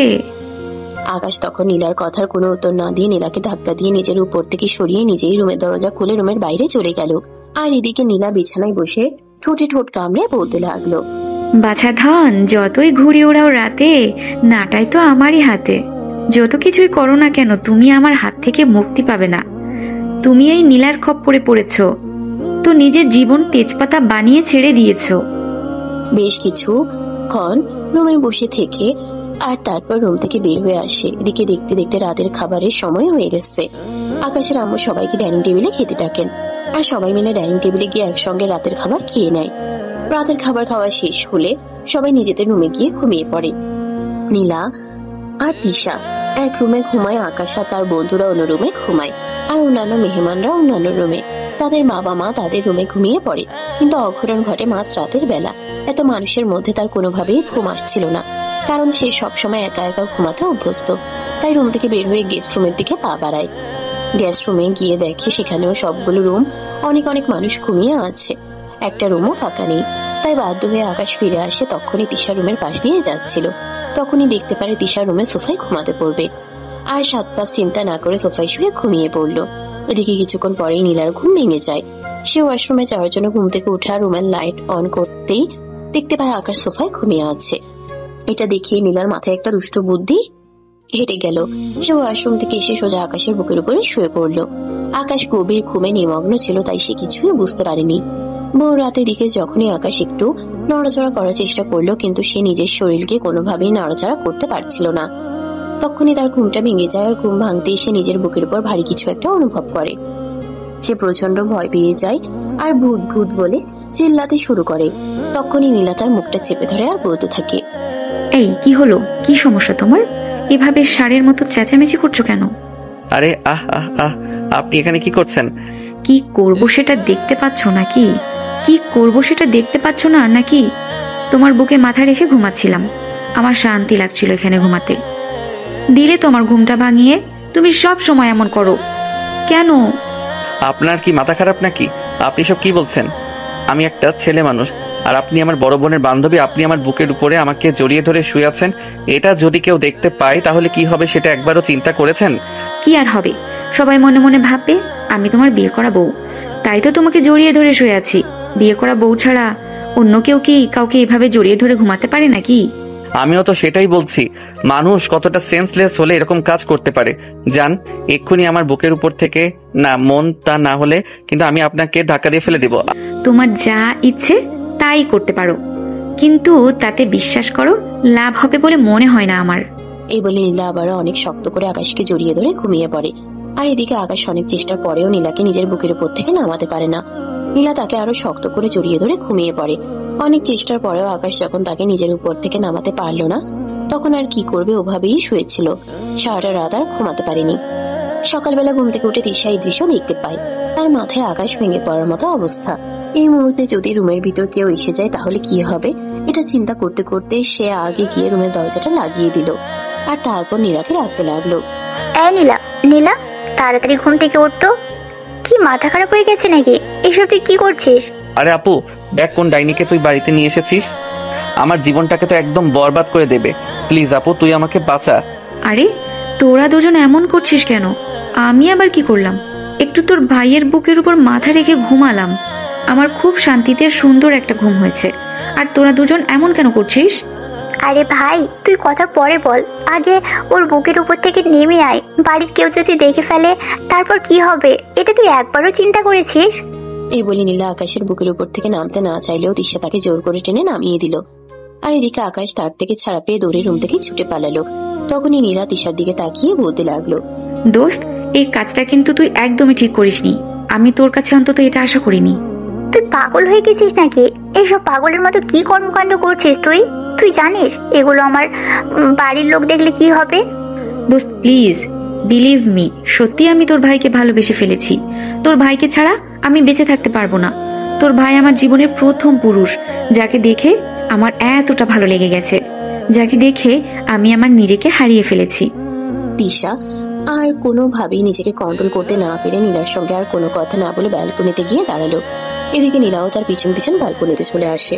আর তখনই নীলা তিশাকে কিছু বলতে চাইছিল, তার আগেই তিশার আম্মু সেখানে চলে আসে আর তিশাকে উদ্দেশ্য করে বলতে থাকে, কি রে, তুই এখনো রেডি হসনি? আত্মীয় স্বজন সবাই তো কালকেই চলে এসেছে, আর একটু পরে হয়তো ছেলের বাড়ি থেকে হলুদের তত্ত্ব নিয়ে চলে আসবে। তখন যদি তোকে এভাবে বসে থাকতে দেখে তাহলে তারা কি ভাববে বলতো? আরে আম্মু, সবেমাত্র সকাল 9টা বাজে, এখনই মেহমান চলে আসার কি আছে? তাদেরকে আর একটু পরে আসতে বলো না। আরে তোর কি মাথা খারাপ হয়ে গেছে নাকি? আমি তো সেটাই বুঝতে পারছি না। সকাল 9টা বাজে, কিছুক্ষণ পর তারা আসবে, তোকে হলুদ দিয়ে যাবে, তারপর আবার ছেলের বাড়িতে হলুদ হবে। তাছাড়া তাদের বাড়ি আমাদের বাড়ি থেকে কতটা দূরে সেটা তো তুই খুব ভালো করেই জানিস। তাই আশা করি তোকে নতুন করে বলার কিছুই নেই। তখনই মাঝখান থেকে নীলা আকাশের আম্মুকে উদ্দেশ্য করে বলতে থাকে, শাশুড়ি আম্মু, ঠিক আছে, কোনো সমস্যা নেই, আমি তিশাকে এক্ষুনি তৈরি করে দিচ্ছি। আপনাকে এসব ব্যাপার নিয়ে একটুও ভাবতে হবে না। নীলার এই কথাটা বুঝতে পারেনি আকাশের আম্মু, তাই আচ্ছা ঠিক আছে এই কথা বলে তখনই সেখান থেকে চলে গেল। আর এদিকে আকাশের আম্মু চলে যাওয়ার পরেই তিশা নীলাকে উদ্দেশ্য করে বলতে লাগে, আচ্ছা তুই এসব কি শুরু করেছিস? আমি তো এটাই বুঝতে পারছি না আম্মু, নেহা তোর কথাটা বুঝতে পারিনি, না হলে এখানে কি অঘটন ঘটতো সেটা তুই ভাবতে পেরেছিস? আমি এত কিছু চিন্তা ভাবনা করে কখনোই কোনো কিছু করি না। এটা আর কেউ না জানলেও তুই খুব ভালো করে জানিস, কারণ তুই আমার বেস্ট ফ্রেন্ড। তাই কি হবে না হবে আই ডোন্ট কেয়ার। এখন এখন তো আমার মনে হচ্ছে আমি খাল কেটে কুমির নিয়ে এসেছি। তোকে এখানে এনে আমি বড্ড বড় ভুল করে ফেলেছি। নো মাই ডিয়ার ননদিনী, তুমি কোনো ভুল করনি। তুমি যদি এখানে আমাকে না নিয়ে আসতে, তাহলে তোমার ভাইয়ের মতো একটা হ্যান্ডসাম ছেলেকে আমার চোখে পড়তো না। এ বলেই ঠাস করে তিশার গালে একটা চুমু বসিয়ে দেয় নীলা, আর তারপরে সেখান থেকে হাসতে হাসতে চলে যায়। তিশা বুঝতে পারে সত্যিই হয়তো নীলার মাথায় কোনো সমস্যা হয়েছে, তা না হলে এরকম পাগলামো করার মানে কি। এইসব চিন্তা করতে করতেই তিশা রুমের ভিতর চলে আসে আর আলমারি থেকে শাড়ি বের করে নিজে নিজেই তৈরি হওয়ার চেষ্টা করতে থাকে। কিন্তু একা একা কি আর শাড়ি পরা যায়? এদিকে নীলা কোথায় গেছে তার কোনো ঠিক ঠিকানা নেই। আকাশ নিজের বন্ধুদের সঙ্গে রুমে বসে গল্প করছিল আর একসঙ্গে নাস্তা করছিল। তখনই নীলা সেখানে প্রবেশ করে। তার বন্ধুদের দিকে নীলা বলতে থাকে, ও সুইটার্ট, এইসব ছাগলগুলোকে কোথা থেকে নিয়ে এসেছো? কথাটা শুনিয়ে আকাশের বন্ধুরা একটু রেগে যায় আর বলতে থাকে, দোস্ত, এসব কি হচ্ছে? আমরা কিন্তু কিছুই বুঝতে পারছি না। আমাদেরকে এভাবে ডেকে নিয়ে এসে অপমান করার মানেটা কি? আর এই মেয়েটাই বা কে? ওনাকে তো আগে কখনো তোদের বাড়িতে দেখিনি। আমরা তো প্রায় তোদের বাড়িতে আসি। দোস্ত প্লিজ, তোরা এই পাগলের কথা বাদ দে। এই মেয়েটার মাথায় সমস্যা আছে। এটা আপুর বান্ধবীর, আপুর বিয়ের জন্য এখানে এসেছে, আর তারপর এখানে যা শুরু করেছে আমরাই তো অসহ্য হয়ে গেছি। আর তোরা আর বা কি করবি? তখনই নীলা আকাশের পাশে বসে থাকা ছেলেটাকে উঠিয়ে দিয়ে আকাশের পাশে বসে আকাশের কাঁধে হাত রেখে আকাশের দিকে তাকিয়ে বলতে থাকে, উফ মাই ডিয়ার, এভাবে বলো না। আমি তোমার হবু বউ। হবু বউকে ভালোবেসে কথা বলতে হয়। হবু বউ ইজ মাই ফুড। আপনি এখনই আমার রুম থেকে বের হয়ে যান, তা না হলে কিন্তু খুব খারাপ হবে, আমি বলে দিলাম। কি করবে তুমি? বললাম তো, যা করবো তা আপনি কল্পনাও করতে পারবেন না। চাইলে আদর করতে পারো তুমি আমাকে। আদর করলে আমি কখনোই তোমাকে নিষেধ করব না। বললাম তো, তোমায় ভালোবেসে ফেলেছি। তোমার সবকিছু আমার কাছে সৌন্দর্য আর মাধুর্যময়। কি নির্লজ্জ বেহায়া মার্কাম মেয়ে! ভাই, আমি বুঝতে পারছি না তোরা কিভাবে এই মেয়েটাকে তোদের বাড়িতে রেখেছিস। মনে হয় তোদেরও মাথায় সমস্যা হয়ে গেছে। এই মেয়েটার সঙ্গে তাদের মান ইজ্জত বুঝি আর একটুও রক্ষা পেল না। আরে ভাই, তোরা এভাবে আমাকে কেন কথা শোনাচ্ছিস? আপুর বান্ধবী হয়, তাই তো আমাদের বাড়িতে ইনভাইট করা হয়েছে। না হলে এমন পাগল ছাগল কে ইনভাইট করে বল? এই বলে আকাশ তার বন্ধুদের নিয়ে নাস্তা শেষ না করেই রুম থেকে বের হয়ে চলে গেল। তারপর সারাদিন বাইরে কাজ করলো। এদিকে নীলা তিশার রুমে এসে দেখে তিশা শাড়ি পরার চেষ্টা করছে, কিন্তু কোনোভাবেই শাড়িটা আর পরে উঠতে পারছে না। তাই তিশাকে নীলা শাড়িটা পরিয়ে দিয়ে সুন্দর করে রেডি করে দেয়, আর তারপরেই তিশাকে নিয়ে গায়ে হলুদ স্টেজে আসতে শুরু করে। তখন তিশা বলতে থাকে, কি রে, কি ব্যাপার? তুই আমাকে রেডি করিয়ে দিলি, নিজে রেডি হলি না কেন? আমি কার জন্য সাজবো? তোর ভাই তো আমাকে কোনো পাত্তাই দিচ্ছে না, আর এদিকে তুইও আমাকে একটু সহযোগিতা করছিস না। দেখ ভাই, আমি তোর বন্ধু হিসেবে তোকে রিকোয়েস্ট করে বলছি, তুই সব পাগলামো বন্ধ কর। এইসব পাগলামো পাগলদের মানায়, তোর মতো সুস্থ মানুষকে নয়। তাই আমি তোকে রিকোয়েস্ট করে বলছি, এইসব পাগলামো করার কোনো মানেই হয় না। দোস্ত, তুই অন্তত আমাকে ভুল বুঝিস না। তুই অন্তত আমাকে একটু ঠিকঠাক করে বোঝ। আমি সত্যি বলছি, তোর ভাইকে আমি ভালোবেসে ফেলেছি। তোর ভাইকে ছাড়া আমি বেঁচে থাকতে পারবো না। তোর ভাইকে ছাড়া আমার একটা মুহূর্ত ভালো লাগে না। প্লিজ তুই তোর ভাইকে একটু বুঝিয়ে বল না। তিশা নীলাকে কি বলবে কিছু ভেবে পাচ্ছে না। এদিকে আস্তার বিয়ে, অন্যদিকে নীলা এসব পাগলামো শুরু করে দিয়েছে। এখন সে কোন দিকে যাবে, কাকে কি বলবে আর কাকে কি দিয়ে বুঝাবে। তারপর আজকের অনুষ্ঠানটা যাতে নষ্ট না হয়, তাই তিশা নীলাকে বলতে লাগলো, দোস্ত, আজ আমার বিয়ে, আর তুই আমার বেস্ট ফ্রেন্ড। আজ অন্তত এমন কিছু করিস না যাতে আমি মনে কষ্ট পাবো। তবে আমি তোকে কথা দিচ্ছি, আমি ভাইয়ের সঙ্গে তোর ব্যাপারে কথা বলবো। সে যদি রাজি হয় তাহলে আমাদের কোনো সমস্যা থাকবে না। তাছাড়া তুই তো খুব ভালো করেই জানিস আমি ফ্যামিলির বড় সন্তান। আমাকে আমার মা বাবা একটু বেশি গুরুত্ব দিয়ে থাকেন। ঠিক আছে, তুই যখন বলছিস তখন আমি রেডি হচ্ছি। এই বলে নীলা তার লাগেজ থেকে লেহেঙ্গা বের করে রেডি হয়ে নিল, আর তারপরেই তিশার সঙ্গে গায়ে হলুদের স্টেজে চলে আসলো। এভাবেই গায়ে হলুদের অনুষ্ঠান শেষ হয়। আর তারপরের দিন বিয়ের দিন সকাল থেকে আকাশের কোনো দেখা পায়নি নীলা। অনেকবার আকাশকে অনেক জায়গায় খোঁজাখুঁজি করে, কিন্তু কোথাও খুঁজে না পেয়ে অবশেষে নীলা তিশার রুমে বসে বসে কান্না করতে থাকে। আর এই বিষয়টা খেয়াল করে তখনই সে নীলার পাশে গিয়ে বসে, নীলার কাঁধে হাত রেখে বলতে থাকে, কি ব্যাপার দোস্ত, কি হয়েছে? আমি তো কিছু বুঝতে পারছি না। আজকের দিনে আমার কান্না করার কথা, আর তুই কান্না করছিস। কিন্তু তুই কেন কান্না করছিস? আমি চলে যাব তাই তোর মন খারাপ হচ্ছে নাকি? আরে দুর্বল, তুই চলে যাবি তাতে আমার মন খারাপ হবে কেন? তুই তো তোর জামাইয়ের সঙ্গে রোম্যান্স করবি, আর এদিকে আমি আমার জামাইকে আজকে সারাদিন খুঁজেই পাচ্ছি না। তার সঙ্গে একটু কথা বলার জন্য। এজন্যই আমার খুব বেশি মন খারাপ। বল না রে, আমার জামাইটা কই গেছে? নীলার এই কথা শুনে তিশা একদম বোবা বনে গেল। সে তো মনে মনে ভেবেছিল বান্ধবী হয়তো তাকে খুব বেশি মিস করবে, তার জন্যই এমন করছে। কিন্তু বান্ধবীর কাছ থেকে উত্তর পেল তার ঠিক উল্টোটা। তিশা একটা দীর্ঘশ্বাস ছেড়ে বলতে লাগলো, সত্যি আমি হয়তো পৃথিবীর সব চাইতে অভাগা বান্ধবী, যার বান্ধবীর বিয়ের দিন তার বান্ধবীর জন্য কান্না না করে বান্ধবীর ভাইয়ের জন্য কান্না করে। এই বলে তিশা রুম থেকে বের হয়ে গেল। আর এদিকে নীলা তখনও সেখানে বসে বসে কান্না করে চলেছে। তখনই তার হঠাৎ মনে পড়লো তিশার ফোন থেকে আকাশকে একটা কল দিলেই তো জানা যাবে সে কোথায় আছে। যেমন চিন্তা তেমনই কাজ। আকাশের নাম্বারে তিশার ফোন থেকে ফোন দিলেও 2 বার রিং হওয়ার পরে আকাশ ফোনটা রিসিভ করলো আর বলতে লাগলো, কি ব্যাপার আপু, কি হয়েছে? তুই আমাকে ফোন দিচ্ছিস কেন? নীলা তখন আকাশকে কিছু বলতে না দিয়ে বলতে লাগলো, কই তুই, কোথায় আছিস? এই তো বাগানে একটু কাজ করছিলাম। কেন, তোর কিছু লাগবে নাকি? লাগলে বল, আমি পাঠিয়ে দিচ্ছি। কিন্তু ততক্ষণে নীলা ফোনটা কেটে দিল আর রুম থেকে বের হয়ে বাড়ির পিছনের বাগানে চলে গেল। সেখানে গিয়ে দেখতে পেল আকাশ তার বন্ধুদের নিয়ে কিছু একটা করছে। তখনই আকাশের কাছে গিয়ে দাঁড়ালো আর বলতে লাগলো, আমি সে কখন থেকে তোমাকে খুঁজছি, আর তুমি এখানে এসে বসে আছো? আরে আপনি এখানে কি করছেন? আর আপনি জানলেন কি করে আমি এখানে আছি? তুমি তো বড় ভুলো মনের মানুষ। একটু আগে কি হয়েছে এটা এখনই ভুলে গেছো? আমি তোমাকে ফোন করেছিলাম তুমি কোথায় আছো সেটা জানার জন্য। আমার মন তোমাকে খুঁজতেছিল, কিন্তু তোমাকে কোথাও খুঁজে পাচ্ছিলাম না, তাই তো বাধ্য হয়ে একটু ছলনার আশ্রয় নিতে হলো। আকাশের বন্ধুরা সবাই নীলার এমন কথা শুনে হাসতে হাসতে মাটিতে লুটোপুটি খাচ্ছিল আর বলতে লাগলো, দোস্ত, আমরা মনে হয় একটু ভুল করে ফেলেছি, কারণ তোর জন্য সিনিয়র গার্লফ্রেন্ড জুটে আর আমাদের জন্য একটা জুনিয়র গার্লফ্রেন্ডও জোটে না। দেখ ভাই, একদম মজা করিস না, এটা মজা করার বিষয় না। আমি এই ফাজিল মেয়েটাকে কত করে বলছি এসব ফাইজলামো বন্ধ করতে, কিন্তু এই ফাজিল মেয়েটা আমার কোনো কথাই শুনছে না। এই নিয়ে কম হলেও আমার থেকে 3 বছরের বড় হবে, কারণ আপুর ক্লাসমেট আপু আমার যেতে 3 বছরের বড়। তার সঙ্গে কি আমার যায়? দেখো, কার সঙ্গে কাকে যায় আর কার সঙ্গে কাকে মানাই সেই সব কিছু চিন্তা করার মতো সময় ইচ্ছা কোনোটাই আমার নেই। তোমাকে আমার ভালো লাগে, তোমাকে আমি ভালোবাসি, তোমাকে আমি বিয়ে করব, সেটা আজ না হোক কাল। আকাশ তখন কিছুটা রেগে গিয়ে নীলাকে ধমক দিয়ে বলতে থাকে, আপনার ফালতু কথা বন্ধ হলে দয়া করে এখান থেকে যেতে পারেন। এখানে আমি আর আমার বন্ধুরা কাজ করছি, এখানে কোনো কাজ করছি না যে আপনি এসে অকাজের মধ্যে বাম হাত ঢুকিয়ে দিচ্ছেন। তুমি চাইলে আমি আমার ডান হাতে দিতে পারি, তাতেও আমার কোনো আপত্তি নেই। তোমাকে না দেখলে আমার বড্ড মন খারাপ লাগে। নীলা এসব কথা শুনে আকাশের ইচ্ছা হয়েছিল যেন নিজের মাথা নিজেই ফাটিয়ে ফেলে। নীলা আর এসব কথা সে আর নিতে পারছিল না। সে অনেকটা রেগে গিয়ে নীলাকে বলতে থাকে, আপনি এখান থেকে যাবেন, তা না হলে কিন্তু আমি নিজের মাথা নিজেই কুড়াল দিয়ে বাড়ি মেরে ফাটিয়ে ফেলবো বলে দিলাম। আমার কিন্তু আপনার এসব ফাইজলামো মার্কার কথাবার্তা আর ভালো লাগছে না। এমনিতেই আজ আমার বোনের বিয়ে হয়ে যাবে, যে আমাদের ছেড়ে অনেক দূরে চলে যাবে, এটাই সহ্য করতে পারছি না।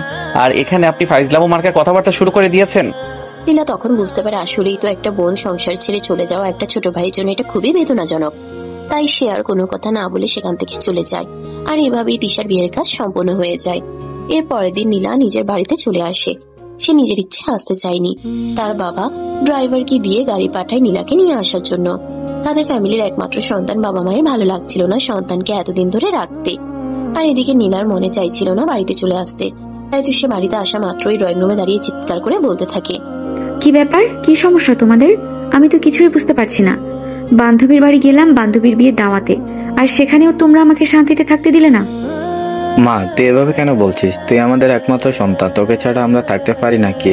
তোর জন্য মনটা ভীষণ কাঁদছিল, তাই ড্রাইভারকে পাঠালাম তোকে নিয়ে আসার জন্য। তাছাড়া বিয়ে তো শেষ হয়ে গেছে, এখানে সেখানে থেকে লাভ কি? আমি তোমাদেরকে লাভ লসের হিসাব বোঝাতে পারবো না, কিন্তু আমি লাভ ছাড়া সেখানে পড়ে থাকিনি। যাই হোক, বাদ দাও। আব্বু, তোমাকে আমি একটা কথা বলতে চাই। নীলার বাবা তখন নীলার কথার কোনো উত্তর না দিয়ে চুপচাপ বসে থাকেন। এটা দেখে নীলা কিছুটা রেগে যায় আর বলতে থাকে।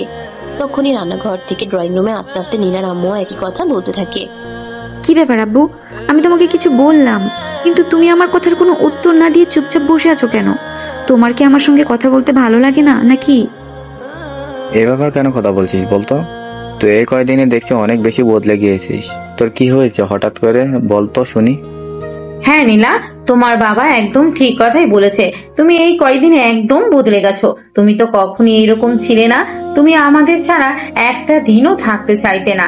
আমাদের একটু অসুবিধা হয়েছিল, সেই জন্যই তোমাকে তোমার বান্ধবীর বিয়েতে একা একা পাঠালাম, আর ওখান থেকে এসে তুমি এতটাই বদলে গেলে। আব্বু শোনো, মানুষ পরিবর্তনশীল, সে কখন কিভাবে বদলে যায় এটা কখনোই বলা যায় না। আমি যে সারা জীবন একই রকম থেকে যাব এটা কোথায় লেখা আছে? বান্ধবীর বিয়েতে গেছি, বদলে আসতেই পারি, এতে অবাক হওয়ার কিছু নেই। সেটা ঠিক আছে, আমি সেটা কখনোই নিষেধ করছি না, কিন্তু তাই বলে তুমি এইভাবে কেন তোমার বাবার সঙ্গে কথা বলছো? তোমার বাবা তো তোমাকে সেরকম কোনো কিছুই বলেনি, তাহলে এভাবে রিয়েক্ট করার কি আছে? আম্মু, আমি আব্বুকে কিছু একটা বলতে চেয়েছিলাম, কিন্তু আব্বু আমার সঙ্গে কোনো কথাই বলছে না, চুপচাপ বসে আছেন। কেন? আমি তো ওনার সন্তান, আমার কথা ওনার শোনার কর্তব্য। আমি চুপচাপ বসে আছি তার মানে এই নয় যে আমি তোমার কথা শুনতে আগ্রহী নয়, কিন্তু তুমি যে এরকম আচরণ করছো সেটা তো আগে আমাকে জানতে হবে। আমি তোমাকে কিছু জিজ্ঞাসা করেছি, কিন্তু তুমি আমার কথার কোনো উত্তর না দিয়ে উল্টাপাল্টা প্রশ্ন করছো, এটা কেন? আই এম সো সরি আব্বু, আমি আমার ভুলের জন্য তোমার কাছে ক্ষমা চাইছি, কিন্তু আমি সত্যিই তোমাকে কিছু বলতে চাই। প্লিজ তুমি আমার কথাটা শোনো। আচ্ছা ঠিক আছে, কি বলবে বলো, আমি তোমার কথা শুনলে। তখনই নীলা তার বাবার অনুমতি পেয়ে তার বাবাকে সবকিছু খুলে বলে, আর সবকিছু শুনে তার বাবা তো অবাকের চূড়ান্ত সীমানায় পৌঁছে যায়। তার মেয়ে তাকে কখনো এমন কিছু বলবে এটা সে কখনো কল্পনাও করেনি। হ্যাঁ, তিনি এটা মেনে নিতেন যদি নীলা তার চেয়ে বয়সে বড় কিংবা তার যোগ্য কোনো ছেলেকে পছন্দ করত, তাহলে তিনি কখনো না করতেন না। কিন্তু নিজের চাইতে বয়সে ছোট, তাও আবার বান্ধবীর আপন ছোট ভাইকে এই ব্যাপারটা তিনি মেনে নিতে পারলেন না। তাই তিনি নীলাকে বলতে লাগলেন, নীলা, আমার মনে হয় তোমার মাথায় সত্যি সমস্যা হয়েছে। তুমি হয়তো জানোই না যে তুমি আমাকে কি বলতেছো। যদি তুমি জানতে তুমি আমাকে কি বলছো তাহলে অন্তত 10 বার চিন্তা করে আর তারপর বলতে। আব্বু, আমি খুব ভালো করেই জানি আমি কি বলছি। আমি একজনকে ভালোবাসি, আর ভালোবাসা কখনো অপরাধ হতে পারে না। ভালোবাসা বয়স, সময়, জাত, কাল, পাত্র ভেদে হতে পারে না। ভালোবাসা হলো দুটি মনের মিলন। একজন মানুষকে আরেকজনের ভালো লাগতেই পারে, একজন মানুষের আরেকজনকে ভালোবাসতেই পারে, আর ভালোবাসা জীবনে কখন আসে সেটা কেউ নিশ্চিত করে বলতে পারে না। তোমার মাথায় সমস্যা হয়েছে, তোমাকে মেন্টালি ট্রিটমেন্ট করাতে হবে। তুমি এখন নিচের রুমে যাও, বিশ্রাম করো। আমি কালকেই এক বন্ধুর সাইকোলজিস্ট আছে, তার সঙ্গে তোমার ব্যাপারে কথা বলবো। মায়ের এমন কথায় প্রচন্ড পরিমাণ রেগে যায় নীলা, আর তখনই চিৎকার দিয়ে বলতে থাকে, তোমরা কেন সবাই মনে মনে এটা ভাবছো যে আমি পাগল হয়ে গেছি? আমি পাগল হয়ে যাইনি, আমি সম্পূর্ণ ঠিক আছি। আমার মাথা সম্পূর্ণ ঠিক আছে, আমার মাথায় কোনো কিছুই হয়নি। যা বলছি সত্যি বলছি। আকাশকে আমার ভালো লেগেছে, আকাশকে আমি বিয়ে করতে চাই, আর যদি আকাশকে বিয়ে করতে না পারি তাহলে আমি আমার এই জীবন রাখবো না। নীলার এরকম ভয়ঙ্কর রূপ তার মা বাবা কোনোদিনও দেখেনি, তাই তার মা বাবা কিছুটা ভয় পেয়ে গেল। তাই তারা নীলাকে শান্ত করার জন্য বলতে লাগলো, প্লিজ মামুনি, তুমি তোমার মাথাটা ঠান্ডা করো, এইভাবে উত্তেজিত হয়ে না। আমি বিষয়টা ভেবে দেখবো। নীলা তখন আবারও চিৎকার দিয়ে তার বাবাকে বলতে থাকে, কি ভেবে দেখবে? আর কি ভেবে দেখবে? আমি ওইসব কিছু জানি না, জানতে চাইও না। আমার জানার কোনো প্রয়োজন নেই। তোমাকে যেটা বলেছি সেটাই করবে। আমি আকাশকে বিয়ে করব এবং আমার আকাশকেই লাগবে। তারপর আমি আর কিচ্ছু শুনতে চাই না। তোমাদেরকে আমি 1 সপ্তাহ সময় দিলাম। এই 1 সপ্তাহের মধ্যে যদি আমাকে আকাশের সঙ্গে বিয়ে করিয়ে না দিতে পারো তাহলে তোমরা আমাকে সারা জীবনের মতো হারাবে। এ বলে কাউকে আর কোনো কথা বলার সুযোগ না দিয়ে নীলা সেখান থেকে সোজা রাগে গজগজ করতে করতে নিজের রুমে চলে গেল, আর তখনই রুমের দরজাটা বন্ধ করে দিল। এদিকে নীলার মা বাবা দুজনেই মাথায় হাত দিয়ে সোফায় বসে পড়েন। মেয়ের হঠাৎ কি করে এমন কি হলো সেটাই তারা বুঝতে পারছেন না। তাই তারা মনে মনে ঠিক করলো তিশার সঙ্গে এ ব্যাপারে কথা বলবে। আসলে বিষয়টা কি হয়েছে সেটা তিশাই খুব ভালোভাবে বলতে পারবে। যেমন চিন্তা তেমনই কাজ। পরের দিন দুপুর বেলা নীলার আম্মু তিশার নাম্বারে ফোন দেয়। 2 বার রিং হতেই তিশা ফোনটা রিসিভ করে। আসসালামু আলাইকুম আন্টি, কি অবস্থা, কেমন আছেন? আর নীলার কি খবর? নীলা কেমন আছে? এই তো মা, আলহামদুলিল্লাহ ভালোই আছি। তোমার কি অবস্থা? তুমি কেমন আছো? আন্টি আলহামদুলিল্লাহ ভালোই আছি। আজকে আমাদের বাড়িতে যাব, নীলাকে বলবেন বিকেলে চলে আসতে। আচ্ছা ঠিক আছে, সে না হয় বলবো। তুমি কি রুমে একা আছো? তোমার সঙ্গে একটু কথা ছিল, আমি নীলার ব্যাপারে তোমার সঙ্গে একটু কথা বলতে চাই। হ্যাঁ আন্টি, আমি রুমে একাই আছি। কি বলবেন বলুন, আমি শুনছি। নীলার কি এখনো মাথায় সেই ভূত রয়ে গেছে নাকি? কথাটা শুনে নীলার আম্মু বুঝতে পারেন তিশা এই ব্যাপারে কিছু হয়তো জানে না, তাই তিনি বলতে থাকেন, তার মানে তুমিও এই ব্যাপারে জানো? এখন বলো আমি কি করতে পারি। আমি আপনাকে কি বলবো, আমি তো নিজেই সেটা ভেবে পাচ্ছি না। তাছাড়া আমি তো আরো ভেবেছিলাম আমি এ ব্যাপারে আপনার সঙ্গে কথা বলবো। নীলার আম্মু তখন খুব ভালোভাবেই বুঝতে পারেন তিশা নীলাকে বোঝানোর চেষ্টা করেছে, কিন্তু সে নীলাকে বোঝাতে পারেনি, তাই তিনি তিশাকে বলতে থাকেন, মা, এখন তুমি আমাকে বলে দাও আমি এই ঝামেলা থেকে কিভাবে মুক্তি পেতে পারি, কিভাবে আমি আমার মেয়েটাকে একটু বোঝাতে পারি, কিভাবে আমি আমার মেয়েটার মাথায় একটু হলেও সুবুদ্ধি এনে দিতে পারি। আমি নিজেই তো কোনো কিছু ভেবে পাচ্ছি না। যেখানে কিনা ভার্সিটিতে এত এত ছেলে থাকতে সে কোনো ছেলের উপর ক্রাশ খেলো না, এখন কিনা আমার ছোট ভাই যে কিনা তার থেকে বয়সে এতটাই ছোট, তার উপর সে ক্রাশ খেয়ে বসে আছে। দেখ তিশা, এখন তুমি একমাত্র ভরসা, যা করার তোমাকেই করতে হবে। আমি অন্য কোনো উপায় দেখতে পাচ্ছি না, কারণ তুমি একমাত্র মানুষের যে কিনা নীলার সঙ্গে একটু খোলাখুলি ভাবে কথা বলতে পারো। তোমাদের বাড়ি থেকে আসার পর থেকে আমাদের কারো সঙ্গে সেভাবে কোনো কথা বলছেও না, কেমন যেন হয়ে গেছে। আমি কিছুই বুঝতে পারছি না কি হয়েছে মেয়েটার। আচ্ছা আন্টি, ঠিক আছে, আমি তো আজ আমাদের বাড়িতে যাব, তারপর না হয় আমি নীলার সঙ্গে কথা বলবো, তারপর দেখি আমি কি করতে পারি। তবে আমার মনে হচ্ছে না নীলা যেভাবে বিগড়ে গিয়েছে তাতে তার সঙ্গে কথা বলেও সেই রকম কোনো লাভ হবে। এই বলে তিশা ফোনটা রেখে দেয় আর এদিকে বাবার বাড়িতে যাওয়ার জন্য তৈরি হতে থাকে। কিছুক্ষণ বাদে সে তার হাজবেন্ডকে নিয়ে তার বাবার বাড়িতে চলে আসে। তারপরেই সে নীলার সঙ্গে যোগাযোগ করার চেষ্টা করে। বাইরে একটা রেস্টুরেন্টে নীলার সঙ্গে দেখা করে আর নীলাকে বুঝিয়ে বলার চেষ্টা করে, কিন্তু নীলা তো তার কোনো কথাই শুনে না। তার কথা একটাই, তার আকাশকেই লাগবে, আকাশকে ছাড়া সে আর কোনো কিছুই চায় না। আকাশকে যদি সে না পায় তাহলে সে তার এই জীবন রাখবে না, প্রয়োজন হলে আত্মহত্যা করবে। তিশা ভেবে পায় না কি করলে সে নীলাকে বাসায় পাঠিয়ে দেয়। আর বাসায় এসে সঙ্গে সঙ্গে সে নীলার আম্মুকে কল করে আর সবকিছু খুলে বলে। সবকিছু শুনে নীলার আম্মু বলতে থাকে, হায় আল্লাহ, তুমি আমাকে রক্ষা করো। আমি সত্যিই বুঝতে পারছি না আমার মেয়েটার মাথায় কি এমন ভূত ঢুকেছে যার কারণে সে এরকম করছে। কেন তাকে কোনো কথা বলেও বোঝাতে পারছি না, কেন সে কারোর কোনো কথা শুনছে না। এখন কি হবে? এইটুকুন একটা ছেলের কাছে যদি মেয়েকে বিয়ে দিই তাহলে তো এই এলাকায় মুখ দেখাতে পারবো না। তার চাইতে বড় কথা, আকাশ আর আমার ফ্যামিলি তো কখনোই এ বিয়ে মেনে নেবে না। সে যদি আকাশের সমবয়সী কিংবা আকাশের চাইতে একটু ছোট হতো তাহলে ফ্যামিলিকে মানানো যেত। তাছাড়া সব চাইতে বড় কথা হলো আকাশ একটা মেয়ের সঙ্গে রিলেশনে আছে। এখনই তো তাড়াতাড়ি প্রেম করার বয়স, মনে প্রেমের লাড্ডু ফুটেছে। সেটা তো আমি খুব ভালোভাবেই বুঝতে পারছি, কিন্তু এখন আমি কি করব সেটাই তো বুঝতে পারছি না। কি করে মেয়েকে সামলাবো, কি করে সংসার সামলাবো? এই বলতে বলতে তিনি ফোনটা কেটে দিলেন। তারপর দেখতে দেখতে 3 দিন সময় কেটে গেল। ইতিমধ্যে নীলা একবারের জন্য রুম থেকে বের হয়নি। তার মা বাবা অনেকবার তার সঙ্গে এই বলতে বলতে তিনি ফোনটা কেটে দিলেন। তারপর দেখতে দেখতে 3 দিন সময় কেটে গেল। ইতিমধ্যে নীলা একবারের জন্য রুম থেকে বের হয়নি। তার মা বাবা অনেকবার তার সঙ্গে কথা বলার চেষ্টা করলেও সে একবারের জন্য রুমের দরজাটা খুলে কারোর সঙ্গে কোনো কথাই বলেনি। খাওয়া দাওয়া তো অনেক দূরের কথা। তার মা বাবাকে অনেক রিকোয়েস্ট করে খাওয়া দাওয়া করার জন্য তারা আকাশ এবং তার ফ্যামিলির সঙ্গে কথা বলার চেষ্টা করবে, কিন্তু নীলা সবাইকে একটা কথা পরিষ্কারভাবে জানিয়ে দিয়েছে, যতক্ষণ পর্যন্ত নীলার ফ্যামিলি আকাশের ফ্যামিলি এবং আকাশের সঙ্গে কথা না বলবে, যতক্ষণ পর্যন্ত আকাশ তাকে বিয়ে করতে রাজি না হবে, ততক্ষণ পর্যন্ত সে এক গ্লাস পানি পর্যন্ত স্পর্শ করবে না। নীলার মা বাবা একদম নিরুপায় হয়ে পড়ে। তারা চোখের সামনে সর্ষে ফুল দেখতে পান, কিভাবে মেয়েকে পেরাবেন সেটাই ভেবে পান না। একমাত্র মেয়ে বলে কথা, মেয়ের জীবনটা এভাবে তারা নষ্ট করে দিতে পারেন না। তাই তারা দুজনে মিলে চিন্তা করতে থাকেন যেভাবেই হোক মেয়েকে একটু বোঝানোর চেষ্টা করতে হবে আর মেয়েকে এই পথ থেকে ফিরিয়ে আনতে হবে, কিন্তু কিভাবে কি হবে। কি গো, কোনো কথা বলছো না কেন? আমি তো কিছুই ভেবে পাচ্ছি না কিভাবে কি করবো। মেয়েটা নিজেকে তিলে তিলে শেষ করে দিচ্ছে, এসব কিছু সহ্য করতে পারছি না। তুমি আমাকে কেন বলছো? আমারও তো সেই একই অবস্থা।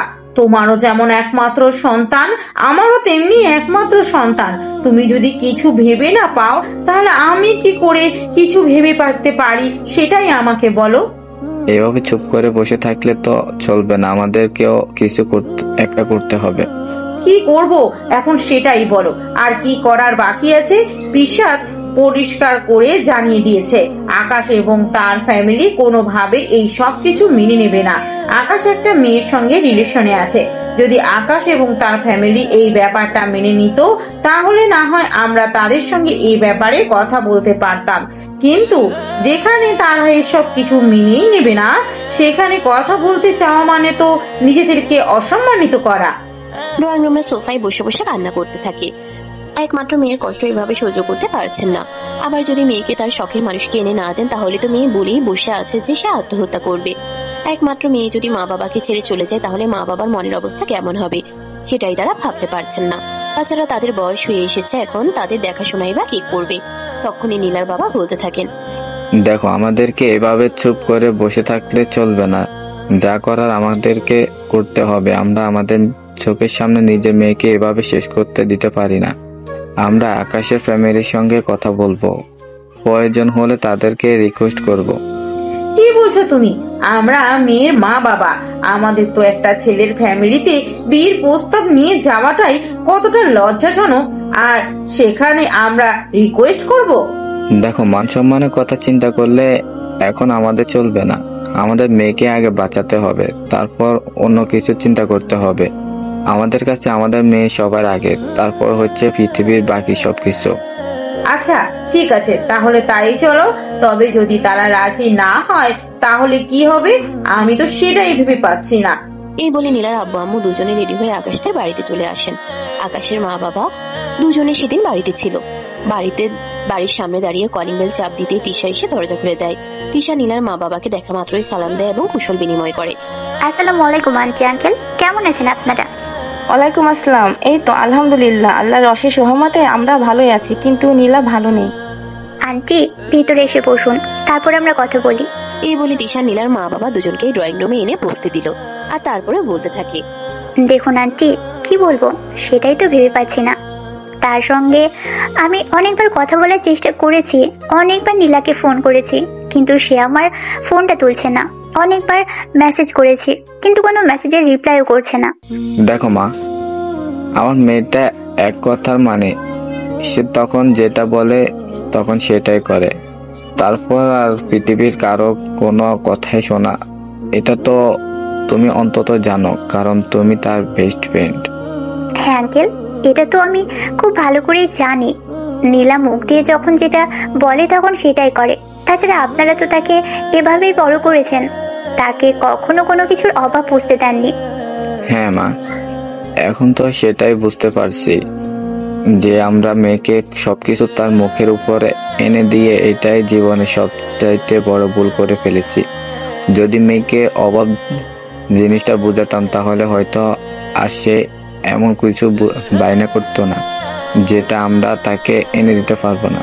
তিশা, এসব কথা বাদ দাও, আমরা তোমার আব্বু আম্মু আর আকাশের সঙ্গে কথা বলতে এসেছি। তিশা ভেবে পায় না নিজের ছোট ভাই আর আব্বু আম্মুকে কিভাবে এই কথাটা বলবে, কিন্তু না বলে কোনো উপায় নেই।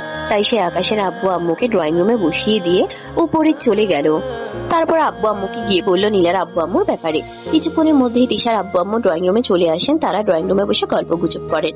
এদিকে তাদের জন্য চা নাস্তা নিয়ে এসেছে। চা নাস্তা খেতে খেতে একেবারে কথার প্রসঙ্গে নীলার আব্বু আকাশের আব্বুকে সবকিছু খুলে বলেন। নীলার আব্বুর কথা শুনে আকাশের আব্বু স্তব্ধ হয়ে বসে থাকেন। তিনি কি বলবেন কিছুই ভেবে পাচ্ছেন না। একে তো তাদের পারিবারিক সম্পর্ক অনেক দিনের। নীলার আব্বু আর আকাশের আব্বু অনেক আগে থেকেই পরিচিত, যদিও তাদের পারিবারিক ভাবে সেভাবে আসা যাওয়া ছিল না। তিনি একদম চুপ হয়ে বসে থাকেন, কোনো কথাই বললেন না। তখনই নীলার আব্বু ওনার হাত দুটো ধরে ফেলেন আর বলতে থাকেন, দেখুন ভাইজান, আমি আপনার হাত দুটো ধরে রিকোয়েস্ট করে বলছি, প্লিজ আপনি আমাকে ফিরিয়ে দিবেন না। আমার মেয়েটার জীবন মরণের কথা। জানি আমি ভুল করেছি, মেয়েকে সবকিছু পাইয়ে দিয়ে আমার মেয়েকে অভাব জিনিসটা বোঝানো উচিত ছিল, কিন্তু এখন কি করব বলেন? একমাত্র মেয়ে বলে কথা, তার এইসব কষ্ট আমি আর সহ্য করতে পারছি না। প্লিজ আপনি কিছু একটা করুন। আমি কি করব সেটাই তো ভেবে পাচ্ছি না। দাঁড়ান, আমি আকাশকে ডেকে নিয়ে আসি, ও কি বলে সেটা আগে শুনি। ও যদি বিয়ে করতে চায় তাহলে আমাদের আপত্তি নেই। এই বলে তিনি তিশাকে পাঠিয়ে দেন আকাশকে ডেকে নিয়ে আসার জন্য। তিশা রুমে গিয়ে তাকে আকাশ বিছানার উপর শুয়ে শুয়ে তার গার্লফ্রেন্ডের সঙ্গে মোবাইলে কথা বলছে। তখনই তিশা দরজায় নক করে আর বলতে থাকে, আকাশ কি করছিস? তোকে আব্বু ডাকছে। আকাশ একটুও বুঝতে পারেনি তার আব্বু কেন তাকে ডাকছে, তাই সে তিশাকে বলতে থাকে। এই সময় আবার আব্বু আমাকে কেন ডাকছে সেটাই তো বুঝতে পারছি না। তাই তো এই তো কিছুক্ষণ আগে আব্বুর কাছ থেকে আসলাম, তখন তো কিছু বললো না, তাহলে এখন আবার কি দরকার পড়লো? তিশা তখন সেখানে কোনো কিছু বলল না, কারণ সে খুব ভালো করেই জানে এখন আকাশকে সবকিছু বলে দিলে আকাশ আর ড্রয়িং রুমে যাবে না। তাই সে আকাশকে বলতে লাগলো, সেটা তো আমি বলতে পারবো না, তোকে নিচে যেতে বললো, আব্বু তোর জন্য ওয়েট করছে, তুই এখনই আমার সঙ্গে চল। এই বলে তিশা আকাশকে নিয়ে নিচে চলে আসে। মা বাবার সঙ্গে আরো দুজন বসে আছে যাদেরকে সে চিনে না। আসলে আকাশের কখনো দেখাই হয়নি নীলার মা বাবার সঙ্গে, তাহলে চিনবে কি করে? আকাশের বাবা তখন আকাশকে বসতে বলে ওনার পাশে, আর তারপর বলতে থাকেন। আকাশের বাবা যখন আকাশকে সবকিছু খুলে বলেন, আর এই কথা শুনে আকাশ লাফ দিয়ে সোফা থেকে উঠে দাঁড়ায়, আর তারপর বলতে থাকে, দেখো, তোমাকে এখানে ডেকে নিয়ে আসার পিছনে একটা কারণ আছে, তুমি নিশ্চয়ই সেটা জানো। আমি তো কিছুই বুঝতে পারছি না, কি কারণ আছে একটু খুলে বলো, আমি শুনছি। তোমাদের সবারই দেখছি ওই মেয়েটার মতো মাথা খারাপ হয়ে গেছে। কি সব ফালতু কথাবার্তা বলছো, সেটা কি আদৌ তোমরা জানো? আমি এই মেয়েটাকে কোনো দিনও বিয়ে করব না, আর কোনোভাবেও না। আর কেনই বা এই মেয়েটাকে আমি বিয়ে করতে যাব? কি আছে এমন ওই মেয়েটার মধ্যে যেটা অন্য কোনো মেয়ের মধ্যে নেই? সে আমার থেকে বয়সে বড়, তাছাড়া সে আমার বড় বোনের বান্ধবী। তাকে আমি কখনোই বিয়ে করতে পারবো না, তাকে আমি আমার নিজের বড় বোনের মতোই মনে করি। তখনই নীলার বাবা সেখান থেকে উঠে এসে আকাশের হাত দুটো ধরে বলতে থাকে, বাবা, আমি তোমার হাত দুটো ধরে তোমাকে রিকোয়েস্ট করছি, প্লিজ তুমি আমার মেয়েকে বাঁচাও।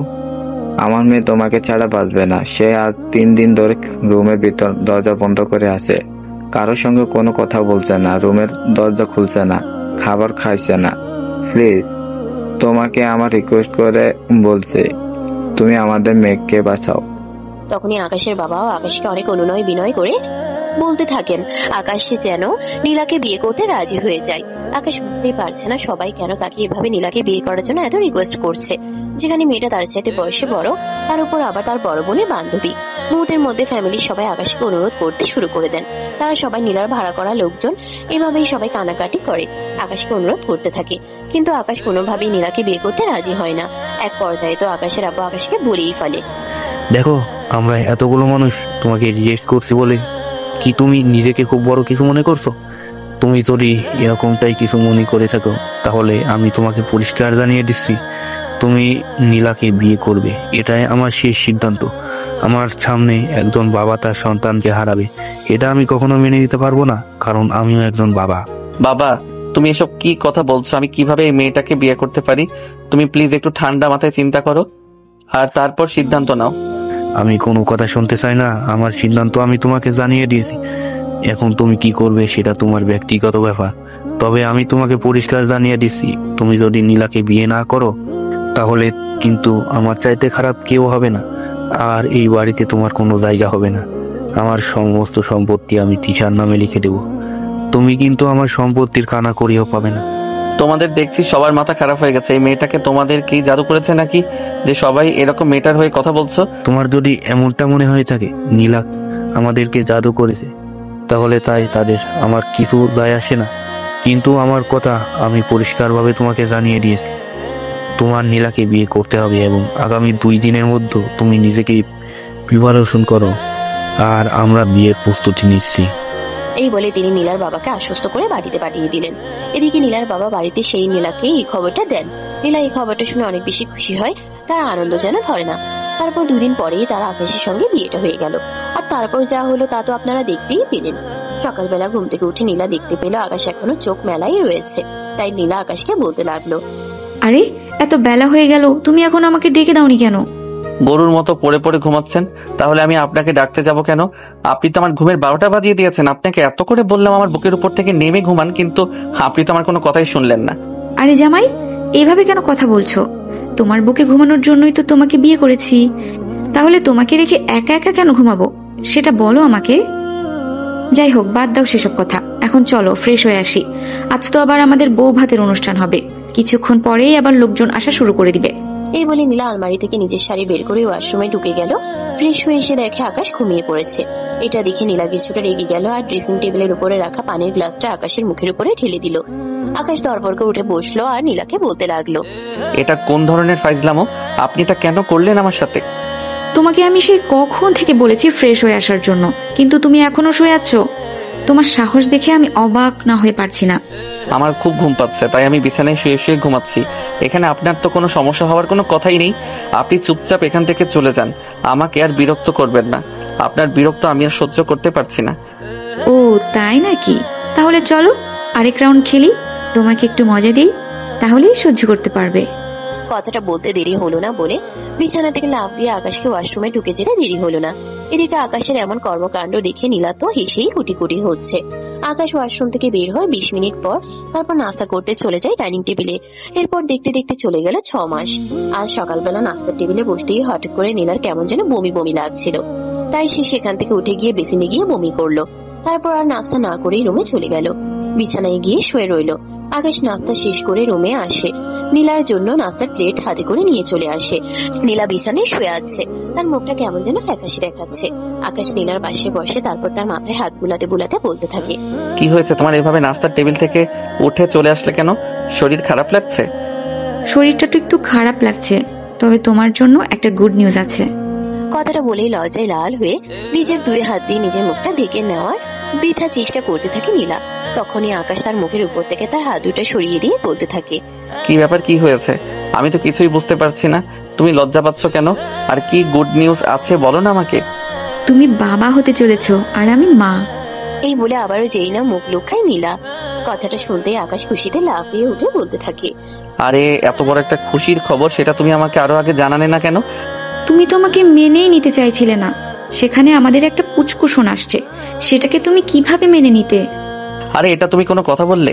এই বয়সে বাবা হতে চলেছি, এর চাইতে আনন্দের ব্যাপার কিছু হতে পারে? মানছি আমি তোমাকে প্রথমে মেনে নিতে পারিনি, কিন্তু এখন তো তোমার সঙ্গে আমার খুবই ভালো একটা সম্পর্ক, তাই না? হ্যাঁ কিন্তু তারপরেও আমি ভয় পাচ্ছিলাম এটা শোনার পর তোমার রিয়াকশন কেমন হবে এটা ভেবে। তোমাকে অসহ্য লাগতে লাগতে অবহেলা করতে করতে কখন যে ভালোবেসে ফেলেছি সেটা আমি বুঝতে পারিনি প্রিয়তমা। এই মুহূর্তে তুমি আমার চোখের শ্রেষ্ঠ রমণী। আমার কাছে এই মুহূর্তে তুমি আমার সমস্ত পৃথিবী। অনেক ভালোবেসে ফেলেছি তোমায়। ও তাই বুঝি? এত ভালোবাসা কোথা থেকে আসে শুনি? এখান থেকে। এই বলে নিজের বক্ষ দেশে ইশারা করে নীলাকে দেখায়, আর তখনই নীলা আকাশের বুকের মাঝে মুখ লুকায়। আকাশ নীলাকে শক্ত করে জড়িয়ে ধরে তার কানের কাছে মুখ নিয়ে বলতে থাকে, আমি সত্যি অনেক আনন্দিত প্রিয়তমা। আজ তুমি আমাকে এত বড় একটা খুশির খবর এনে দিয়েছো। আজ নিজেকে সত্যি খুব ভাগ্যবান মনে হচ্ছে যে তোমার মতো নারীকে নিজের জীবন সঙ্গী হিসেবে পেয়েছি। আমি তোমাকে বিয়ে করে ঠকে যাইনি, বরঞ্চ আমার জীবন সার্থক হয়েছে। খুব ভালোবাসি আমার মনের মহারানী, তোমাকে সারা জীবন এভাবেই ভালোবেসে যেতে চাই। এই বলে নীলাকে শক্ত করে নিজের বুকের সঙ্গে জড়িয়ে ধরে আর তার কপালে ভালোবাসার আলিঙ্গন করতে থাকে। সুপ্রিয় ভিউয়ার্স, আমাদের আজকের গল্পটি এই পর্যন্তই ছিল। গল্পটি আপনাদের কাছে কেমন লেগেছে ছোট্ট একটা কমেন্ট করে জানাবেন। ভালো লাগলে লাইক, কমেন্ট এন্ড শেয়ার করে পাশেই থাকবেন। ভালো থাকবেন সবাই। আল্লাহ হাফেজ।